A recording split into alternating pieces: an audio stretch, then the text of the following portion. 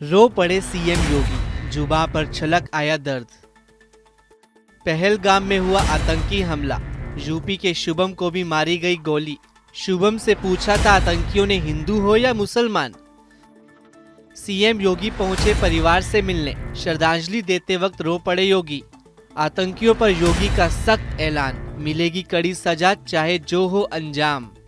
कश्मीर के पहलगाम के आतंकी हमले में कानपुर के शुभम द्विवेदी की भी मौत हो गई। शुभम का पार्थिव शरीर जब उनके घर पहुंचा तो वहां चीख पुकार मच गई।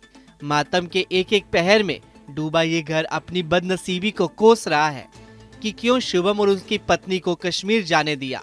शुभम की पत्नी उस वक्त को अब भी कोस रही है कि क्यों पहलगाम गए। उतने देर में एक बंदा पीछे से आया और उसने गोली साइड में रख के उससे पूछा हिंदू है कि मुसलमान। मुसलमान है तो पहले कलमा पढ़ के दिखा।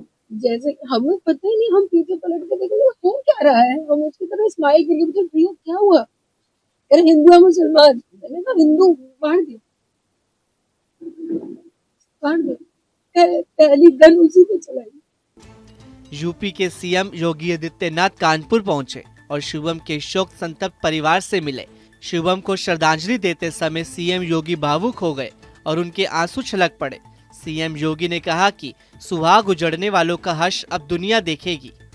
जाति और धर्म पूछ करके बहन बेटियों के सामने उनके सिंदूर को उजाड़ा जाए, यह कोई सभ्य समाज स्वीकार नहीं कर सकता। मुख्यमंत्री योगी ने शोकाकुल परिवार को हर संभव मदद का भरोसा दिलाया और एक सख्त संदेश भी दिया, अब कोई भी आतंकवादी नहीं बचेगा। हिंदू मां बहनों के साथ जिस प्रकार की बर्बरता उनके सामने ही उनके सिंदूर के साथ किया गया है, इसी प्रकार से आतंकवादियों और उनके आकाओं को उसकी सजा जरूर मिलेगी, इसमें कोई संदेह किसी को नहीं होना चाहिए। सीएम योगी का ये बयान साफ करता है कि देश अब चुप नहीं बैठेगा। उन्होंने कहा कि इस बलिदान को भुलाया नहीं जाएगा और आतंक के खिलाफ लड़ाई और अब तेज होगी। मुख्यमंत्री का ये संदेश उन सभी के लिए था जो देश के दुश्मनों को पनाह देते हैं। ये सिर्फ एक वादा नहीं बल्कि आतंक के खिलाफ देश के संकल्प की गूंज है।